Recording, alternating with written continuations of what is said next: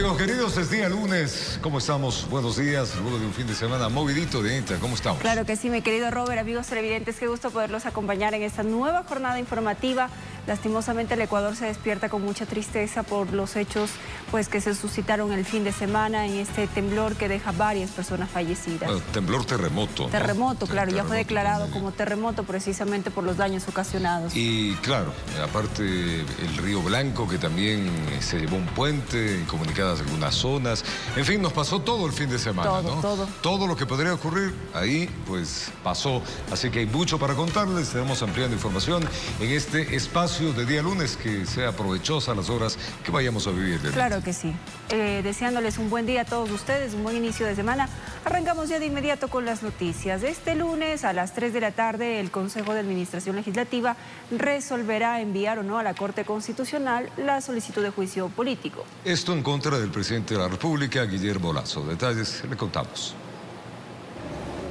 El titular de la Asamblea Nacional, Virgilio Saquicela, convocó para este lunes a las 3 de la tarde a los legisladores del Consejo de Administración Legislativa para resolver el juicio político en contra del presidente de la República, Guillermo Lasso. Esto luego de que la Unidad Técnica Legislativa señalara que la solicitud de juicio político en contra del primer mandatario cumple con todos los requisitos establecidos en el artículo 129 de la Constitución y los artículos 86 y 87 de la Ley Orgánica de la Función Legislativa.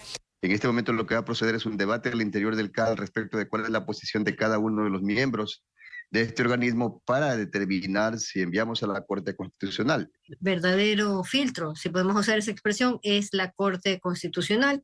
Hasta este punto únicamente había que verificar el número de firmas y como tal que exista un documento que solicite el juicio político. Para que la solicitud pase a la Corte Constitucional requiere de 4 votos de los 7 miembros, algo que sí existiría.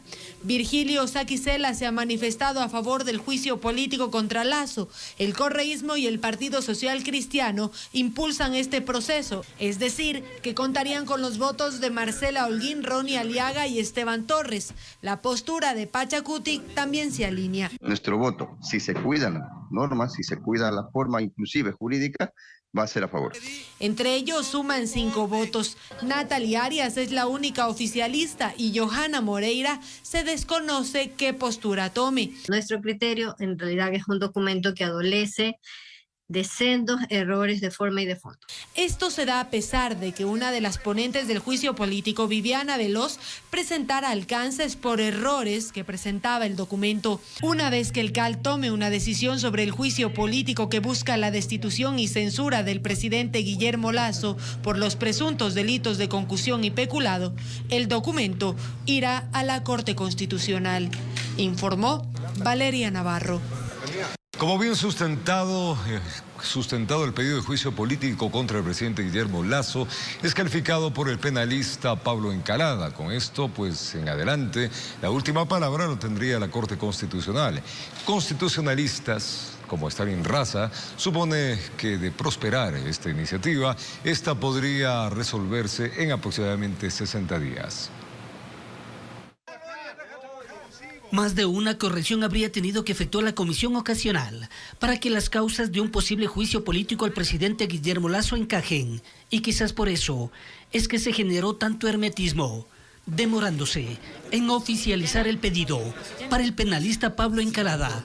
Los puntos estarían sobre las IES. Ya no se habla de comisión por omisión, ya no se habla de traición a la patria, y lo que hacen es sustentar particularmente en un hecho que es el relacionado con el nombramiento del señor Hernán Luque, con la designación del presidente de la República, con el decreto en el cual se le da amplios poderes, con los actos denunciados por la posta, es decir, por el conocimiento del presidente, y a partir de eso se dice que el presidente habría tenido participación en el delito de concusión y peculado. Entonces, en principio, teóricamente me parece que está bien sostenido. Con esto, para el constitucionalista Stalin Raza, la pelotita, luego del Consejo de Administración Legislativa CAL, era la Corte Constitucional. las tres cosas que la Corte va a mirar, es decir, que se cumplan las causales constitucionales, que el trámite que se le haya dado es el trámite que está previsto en la Constitución, o sea, que esté con las firmas, más que haya la aprobación del CAL y que luego vaya a la Corte. Y lo tercero, que es la adecuación de los hechos que se están planteando a posibles delitos establecidos en el 129, numeral 2 de la Constitución, o sea, a posibles delitos de concusión y de peculado, me parece que están satisfechos. Posiblemente la próxima semana iría a la Corte, quien tiene 6 días para pronunciarse. Y luego de esos 6 días, inmediatamente ya vendría el juicio. Sí, si la Corte dice que sí, claro que sí, ¿no? Si la Corte aprueba y le da un dictamen favorable, tiene que regresar ahí sí a la Asamblea. En la Asamblea ahora sí va a la Comisión de Fiscalización. En la comisión se sustancia la parte de las pruebas, la contradicción, las comparecencias que quieran hacerse. Ahí el presidente de la República tendrá que ejercer su derecho de defensa. Ahí los interpelantes tendrán que presentar las pruebas de las que se crean asistidos. Y luego de eso la comisión de fiscalización hace un informe en el que recomienda o no el juicio político y esto baja al Pleno. En el caso que la Comisión de Fiscalización no presente un informe, de igual forma se tratará en el Pleno del Legislativo.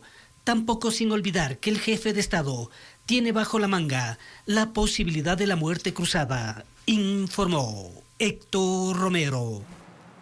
Y les contamos ahora que el Tribunal de la Corte Nacional de Justicia negó el habeas corpus presentado por el exmandatario Lenín Moreno. La decisión obliga a Moreno y a su esposa a presentarse en la Corte Nacional de Justicia el próximo día lunes. En efecto, durante la reinstalación de la audiencia que se desarrolló este 17 de marzo, se decidió por parte del Tribunal de la Corte Nacional de Justicia no dar paso al pedido de habeas corpus presentado a favor del exmandatario Lenín Moreno y su esposa Rocío González. Los magistrados resolvieron, tras la argumentación de la defensa del exmandatario, que tanto Moreno como su esposa se presenten ante la Corte el próximo día lunes. Resumiendo lo acontecido, la ponencia de la defensa ante los jueces no fue lo suficientemente convincente. En tal razón, explicaron las autoridades judiciales, los solicitantes no han sido privados de la libertad, no están incomunicados y no se encuentran sometidos a tratos degradantes. Con la medida cautelar, Moreno intentaba que la presentación periódica ante la Sala Penal de la Corte se cumpla ante la Embajada de Ecuador en Paraguay, porque es en ese país donde tiene su residencia actual. Durante esta misma audiencia se presentó un recurso de apelación. Javier Torres, quien fue consejero de gobierno, estuvo de testigo. Este explicó que las condiciones de salud del expresidente, que también la sufre él, le imposibilitarían su desplazamiento porque hay factores que pueden deteriorar su salud. Este lunes a las 8:30 de la mañana se desarrollará la audiencia de revisión de medidas cautelares que solicitaron los investigados. Informó Javier Rosero. Más de 1.800 millones de dólares son los que el Estado ecuatoriano tiene que desembolsar por resoluciones judiciales relacionadas al campo petrolero. En estos días, un tribunal de Estados Unidos dispuso el pago de 374 millones de dólares a Perenco. Veamos. Decisiones tomadas en el gobierno de Rafael Correa, en el área petrolera, hoy nos estarían pasando factura. De que tenían que pagar en el tiempo de Palacio 50% por los ingresos extraordinarios. Vino Correa y dijo, no, 50% no es útil. ¿Y a cómo lo puso? A 99%. Al 99% de los ingresos extraordinarios para el Estado y uno para las compañías.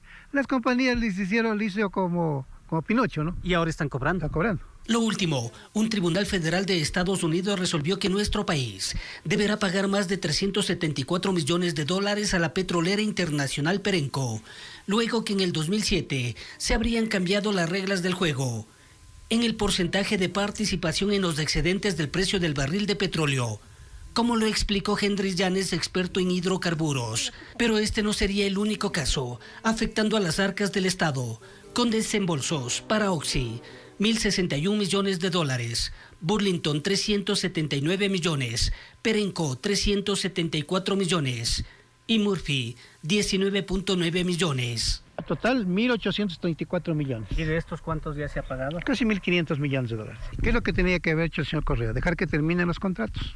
Los contratos terminaban en 2010, 2011, punto. Y luego eran revertidos al Estado. Y había que impulsar una nueva ley de hidrocarburos. Para Llanes, estaría en camino lo más fuerte con un proceso instaurado por Texaco. En este caso, por supuesta contaminación ambiental. Y yo estoy seguro que la cifra de Texaco será muy superior a esta. Del total de todas las veces. Sí, será muy superior del total de todas. Spexaco logró descubrir en el proceso, ellos manejan el concepto de un juicio fraudulento.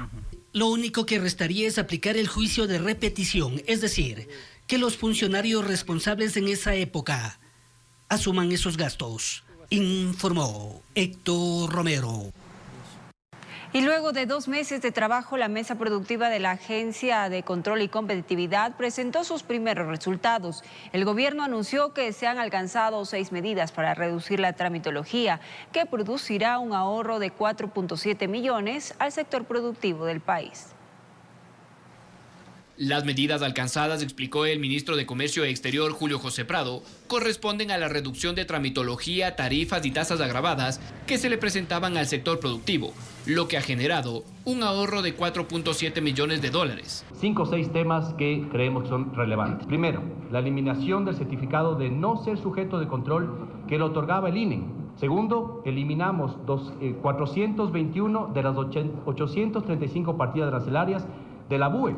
Una disminución del tiempo de acreditación del SAE, reducción de visitas de seguimiento de 3 a 2 para la obtención de la acreditación de laboratorios u organismos de inspección. El ministro de Gobierno, Henry Cucalón, señaló que estas mesas de trabajo reflejan el compromiso que el gobierno tiene con el sector empresarial y así brindar mejores garantías para incentivar su crecimiento. Que reflejan la firme convicción del gobierno de colaborar, de dialogar, de sacar adelante nada más y nada menos que el sector empresarial. En su intervención, el titular de la cartera de gobierno rechazó los intentos de desestabilización o generación de caos en el país, en vez de impulsar el empleo y la productividad. Jamás el caos, la anarquía y el vandalismo puede superar la estabilidad, a la institucionalidad y a los valores democráticos. Ese es el ambiente necesario y propicio que necesita el país para poder salir adelante. Desde el sector empresarial también resaltaron los logros, pero enfatizaron que se necesitan mayores garantías en el tema de seguridad y así evitar que el sector productivo caiga en las garras de la extorsión.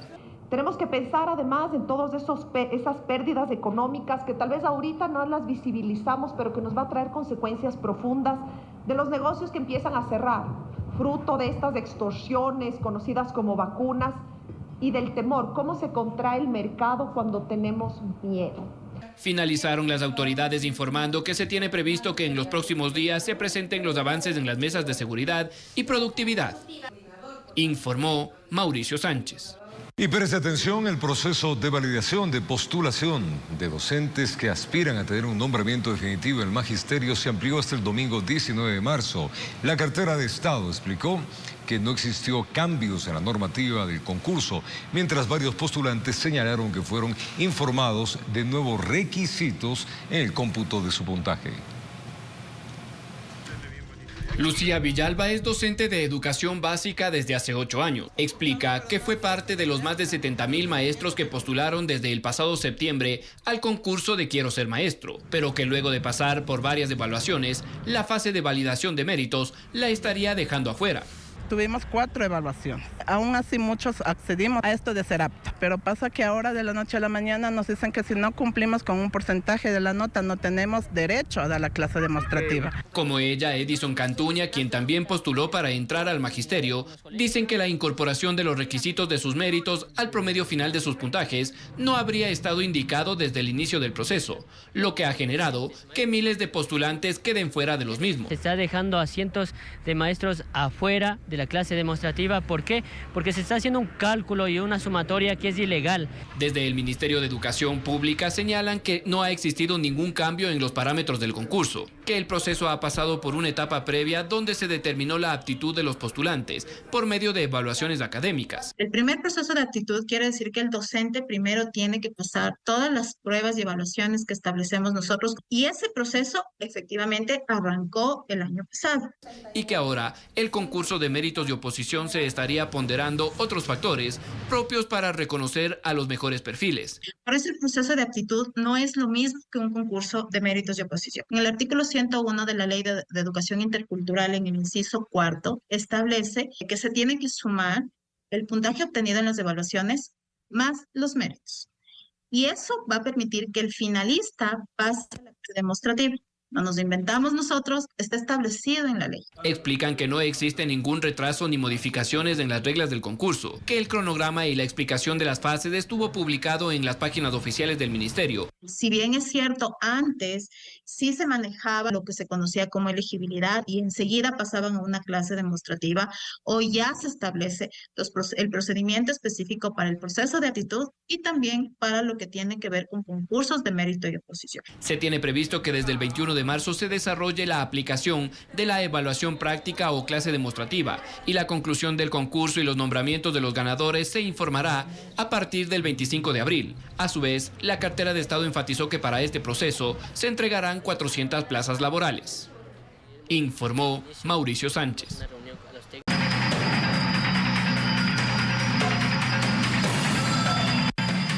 Vamos con más noticias. Cámaras de seguridad captaron los momentos de pánico que vivieron los ecuatorianos durante el fuerte sismo. A continuación, un resumen de las imágenes recopiladas.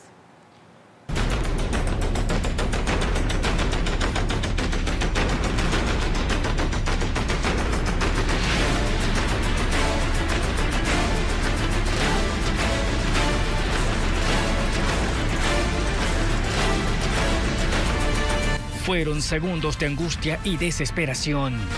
La ciudadanía actuó por instinto en busca de abandonar las estructuras bajo la cual se encontraban y situarse en las calles. En restaurantes, el nerviosismo se apoderó de los comensales, quienes optaron por salir del sitio.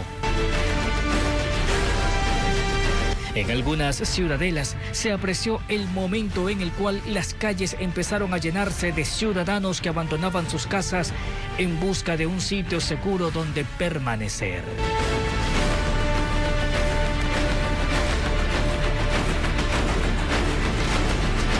Esos fueron los momentos de angustia que atravesaron los ecuatorianos en el momento en el que se sintió aquel sismo de 6.5 en la escala abierta. Informó José Morales. Y es que este sismo, amigos, dejó varias víctimas mortales y heridos, además de cuantiosas pérdidas materiales. Un recuento en la siguiente nota. El sismo de 6.5 en la escala abierta de Richter se registró a las 12:12 de este sábado 18 de marzo.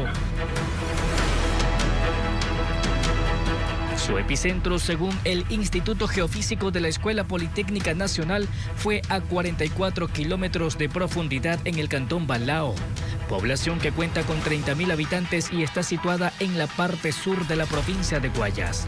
Según el mismo organismo militar, luego ocurrieron otras réplicas de menor intensidad. De inmediato empezaron a llegar los reportes. La Secretaría Nacional de Gestión de Riesgos dio a conocer en cifras el daño generado a nivel nacional: 14 personas fallecidas, 446 heridas. Entre los bienes destruidos constan 84 viviendas, 5 puentes y 2 bienes privados. Además, entre aquellas estructuras afectadas también constan 180 viviendas, 80 unidades educativas, 33 centros de salud, 22 bienes públicos y 32 bienes privados. Informó José Morales. Y agentes, precisamente sobre este caso, amigos televidentes, ante los daños y damnificados que dejaron el sismo en Balao y en las afectaciones por la época invernal en Río Blanco, el presidente de la República, Guillermo Lasso, declaró estado de excepción sin restricción de derechos. Declarar el estado de excepción sin restricción de derechos a nivel nacional, a fin de facilitar y acelerar la contratación pública de las estructuras afectadas.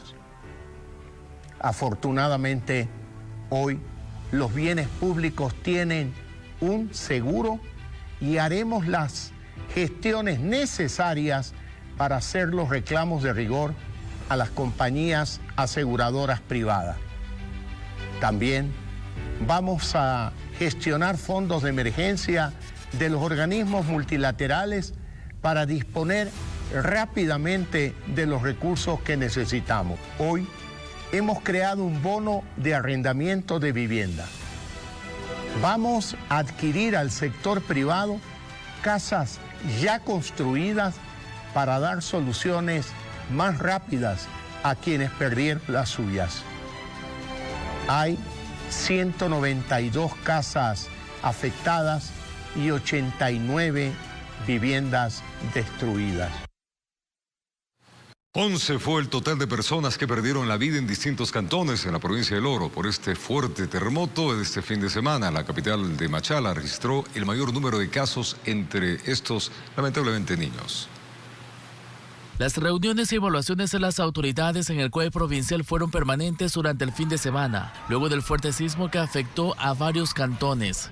Y eso reportó la Secretaría Nacional de Gestión de Riesgos en cuanto a los fallecidos en el Oro. Nos deja hasta el momento 11 personas que lamentablemente han perdido la vida. Tenemos una persona en el Guabo, 9 en Machala y 1 en Pasaje. Además, en cifras, mencionaron que habían 430 heridos. 90 evacuados, 118 familias afectadas, 902 personas afectadas, 75 viviendas destruidas, 118 viviendas afectadas, asimismo 35 escuelas con problemas en la infraestructura, 5 bienes públicos destruidos y 13 bienes públicos afectados. El señor presidente ha determinado que se entreguen los bonos de contingencia y para eso el Ministerio de Inclusión Económica y Social ha levantado la información en función de su competencia. El presidente de la República, Guillermo Lasso, también lideró en la provincia del Oro el COE nacional. Además, visitó a los heridos en diferentes hospitales. El primer mandatario se refirió al trabajo que realizarán en entidades públicas, en las que también hay reportes de daños. Vamos a disponer todos los recursos del gobierno para adecuar, para poder reconstruir y sanar los daños que se hayan causado en los hospitales y centros de salud, igual en las unidades educativas. De su parte, en un comunicado, la alcaldía de Machala informó a los usuarios que suspenden por 2 días las actividades presenciales debido a los daños en la infraestructura y asimismo realizarán evaluaciones constantes. El edificio de la prefectura, la gobernación, el consejo de la judicatura, entre otros, también se encuentran afectados, mientras que en el muelle de cabotaje de Puerto Bolívar y el Museo del Agua, la Armada del Ecuador realiza evaluaciones en el lugar, informó Charlie Pisa. Y en distintos sectores de Machala velaron a las víctimas mortales del fuerte sismo que también sacudió a la capital orense este sábado. Entre los fallecidos se encuentran niños quienes estaban con sus familiares cuando sus casas colapsaron por el movimiento telúrico. Aquí sus historias. Fueron segundos que cambiaron el rumbo de muchas familias y que terminaron con la vida de otros, como lo sucedido en esa vivienda de la calle Boyacá entre Páez y Juan Montalvo, en el centro de Machala, donde murió aplastada por los escombros María del Ciste Arias Soto, de 24 años, también su esposo Alex Regalado, de 25 años, de nacionalidad peruana, y su hijo de 7 meses de nacido, Lucas. La casa se desplomó a los primeros segundos del fuerte sismo. Sus restos fueron velados en la casa de familiares en la ciudadela Velasco Ibarra, donde en medio del dolor sus seres queridos sacaban fuerzas para soportar esa terrible pérdida. 3 personas del mismo núcleo familiar. La joven madre perdió la vida abrazando a su niño. Me llamaron y me dijeron, yo corrí a ver y ya los encontré todos destrozados, mi hija destrozada con su bebé. Y su esposo también golpeadito. Aquí quedaron solo juguetes y el corral del infante. Era una pareja joven que tenía muchos sueños y que hace pocos meses alquilaron ese local en plena zona comercial de Machala, donde lamentablemente no lograron escapar. Se fueron todos, se fueron. Dejaron un niñito en la orfandad porque eran 2. Dejaron un niñito de 1 año y medio. La triste historia se repite en el barrio 4 de Abril, en la parroquia Puerto Bolívar, donde en la calle velaban a 3 de los 5 fallecidos. 2 eran niños, Romeri y Víctor Cheme Barre. Aquí también estaba el féretro de su abuelita. Ellos murieron abrazados cuando 5 casas que fueron construidas sobre pilares cerca de la orilla del estero Salado cayeron al agua. Y es duro para mi esposa esto que está pasando, ¿sí me entiende? Yo tengo que estar ahí en el dolor, aguantándole, ser fuerte también yo, ¿sí me entiendes? No dejarme caer, porque si yo me dejo caer, todos nos fregamos ahí. Sus 2 únicos hijos de 9 años y de 1 año con 10 meses murieron. Aunque aquí quisieron ayudarlos, nadie los pudo rescatar. Ya solamente llegué, fue solamente a sacar a mis hijos que ya estaban ahogados, a sacar a mi suegra. Sucedió en ese lugar donde aquí lo consideran como zona de desastre, con más de 10 casas que tienen el mismo destino. Sus bases fueron debilitadas y otras están siendo apuntaladas para no caer. Y al fondo está todo lo que quedó de las víctimas mortales, solo escombros. Fue para arriba y para abajo. Y un costado fue cuando tembló el último temblor. Todo fue al agua. ¿Cuántas casas más afectadas hay aquí? Aquí está afectada esa, la de al lado, esta casa de aquí. Son familias que se dedican a la pesca y que tienen en el mismo lugar las embarcaciones y que ahora un fuerte temblor los puso aquí a todos de luto. 5 de sus vecinos fallecieron, informó Charlie Pisa. Es que decenas de viviendas fueron afectadas en Guayaquil por el sismo el fin de semana. Vamos ahora con Adriana Peralta. Ella se encuentra junto a los moradores de los sectores afectados en el suroeste de esa ciudad. Nos tiene detalles. Adriana, buen día. Adelante.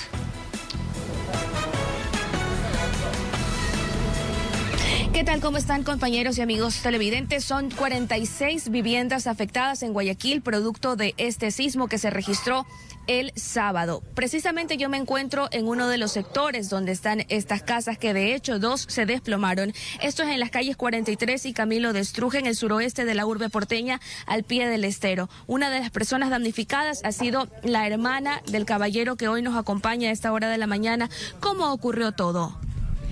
Todo fue en el momento del temblor, porque fue demasiado fuerte y cuando escuchamos el sonido y salimos corriendo, no sabíamos para dónde ir porque 2 casas se cayeron, todo el mundo gritaba y no, la verdad no sabíamos para dónde correr, para ver qué estaba pasando. Y fue tan fuerte que usted me decía que pensó que esta casa, que es la de su hermana y está contigua a la suya, había caído contra la suya. Sí, estaba asustado porque tengo niñas pequeñas y no sabía para dónde correr porque fue el sonido fue demasiado fuerte y pensaba que se me había caído encima y me había caído también la mía. No sabíamos qué hacer en ese momento. Y por suerte nos mencionaba también que en ese momento, cuando se registró el sismo y cayó la estructura, su hermana no estaba dentro de la vivienda, al igual que otra vecina, porque en esta zona, como les decía, son 2 casas afectadas. Ni la vecina estaba dentro de su hogar, ni su hermana, por lo que no se han registrado personas heridas, peor, víctimas mortales.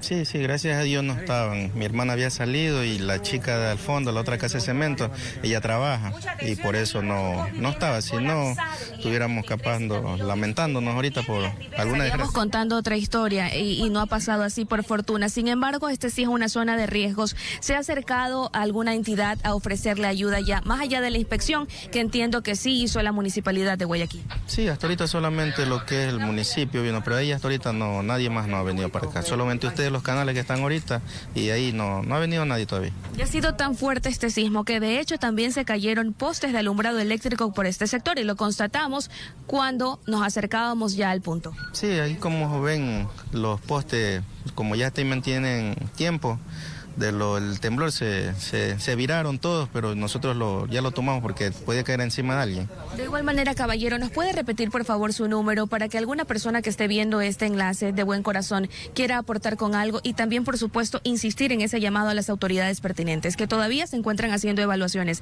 Ya se ha hecho el 80% de estas, falta el 20% que estarían concretando ya en el transcurso de este día.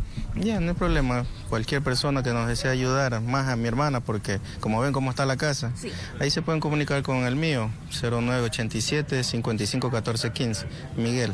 Perfecto, muchísimas gracias. Es la información que se registra a esta hora de la mañana. Son las afectaciones producto de este fuerte sismo que estremeció a los ecuatorianos al mediodía de este sábado. Ustedes tienen más noticias en estudios, adelante. Gracias, Adriana. Lamentable lo que ha ido sucediendo y lo que se va descubriendo a lo largo de estas horas de las afectaciones de este terremoto del día sábado. Nosotros vamos a pausa.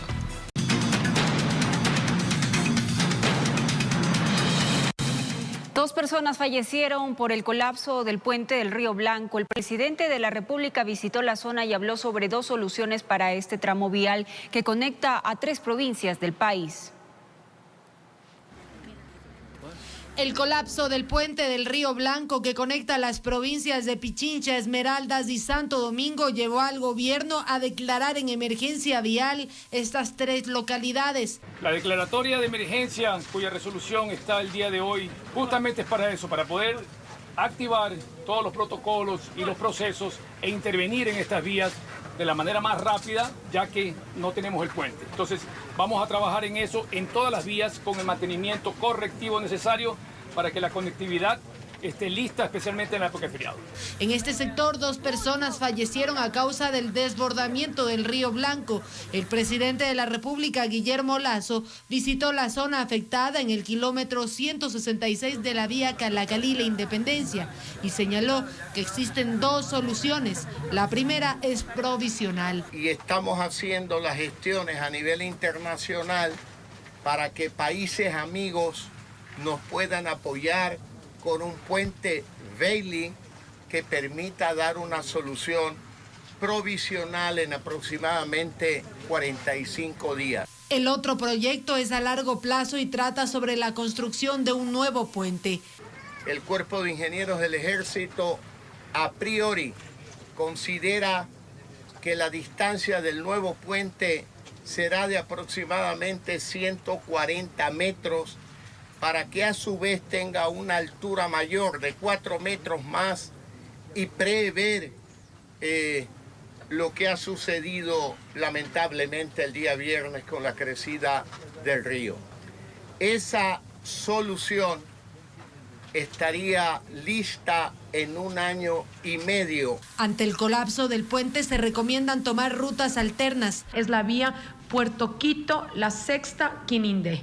La vía Los Bancos, Las Mercedes, Santo Domingo. Las autoridades locales también trabajan en temas de conectividad entre poblaciones. 300 niños estarían del otro lado y su escuela estaría en el centro. Por lo tanto, entre lo que vamos a resolver mañana es cómo se genera condiciones de conectividad entre estos 2 tramos.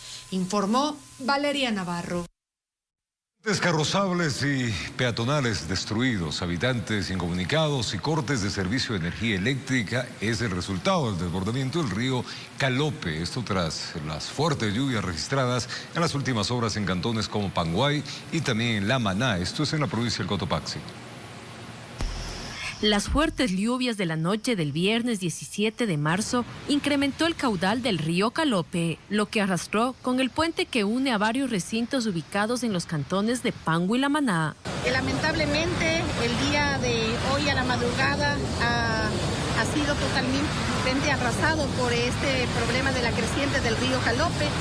En la provincia de Cotopaxi estamos atravesando este problema del invierno, al igual que muchas de las provincias del país.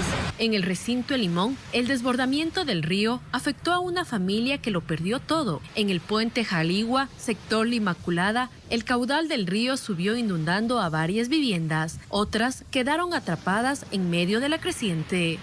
Ya el agua ya iba por encima del puente y tuvimos que aguantarnos allá, pues y aquí todo lo hizo. Pero pedació todo lo que se puede. Porque ahora cocinan camas, todo, pero le acabó. Las camas están viradas de lado a lado, que da pena.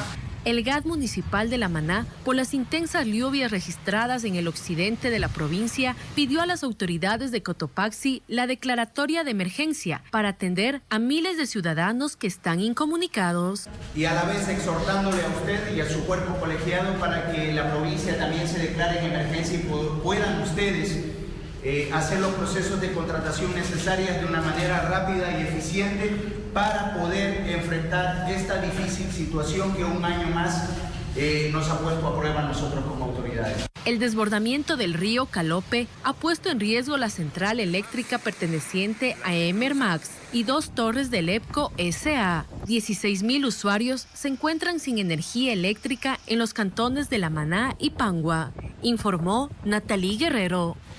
Preste atención, el INAMI alerta a la ciudadanía que en los próximos días la sierra ecuatoriana presentará temperaturas bajas. Expertos afirman que la jornada nocturna incluso podrían llegar a bajo cero. Tomen los recaudos. Que el frío será aún más notable en las ciudades de la Sierra Ecuatoriana es un hecho. Eso se afirma desde el Instituto de Meteorología e Hidrología INAMI. Pero este descenso de temperaturas se prevé será en jornada nocturna hasta aproximadamente el 21 de marzo. Y estas son las razones. Este escenario responde a que tendremos el ingreso de aire más frío, masas más secas, y esto originará que los cielos estén más despejados en horas de la madrugada. Es decir, las condiciones de estabilidad podrían generar que la energía se pierda rápidamente durante la noche y madrugada, enfriando la superficie terrestre. Sin embargo, si este panorama de temperaturas bajas se mantiene, el experto dice que estas podrían ser las consecuencias. Básicamente, el impacto en la ciudadanía puede ser esta alta sensación de frío, sobre todo en las primeras horas de la mañana, en horas de la noche. Esto puede tener una repercusión en el tema de la salud. Sin embargo, si en caso de existir esta continuidad de temperaturas bastante bajas, podrían tener alguna afectación en los cultivos. Por ahora la probabilidad es baja, pero no se descarta que este escenario se podría presentar siempre y cuando las condiciones se mantengan. Por eso, ante temperaturas bajas, el experto recomienda lo siguiente a la ciudadanía. Si nosotros nos mantenemos por fuera de la casa en horas de la noche y sobre todo en las primeras horas de la mañana, tipo 5 o 6 de la mañana, es importante que salgamos muy bien abrigados. Eso, además de tomar líquidos calientes y beber mucha agua para mantener la hidratación corporal y así se regule mejor su temperatura. En Quito informó Ismenia Solórzano.